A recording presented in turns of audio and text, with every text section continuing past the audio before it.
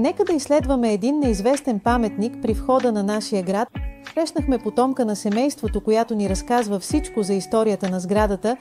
Аз съм Евредика Януцу на Георгиус и Евгения и този дом беше вилата на баща и Наполеон Пачука, който придоби този имот през 1932 година.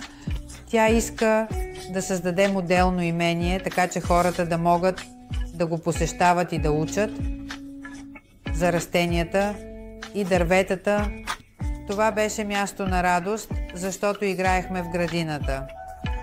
По-късно, когато дядо ми почина, баща ми пое управлението и там, разбира се, той намери процъфтяване, наричахме го лозе.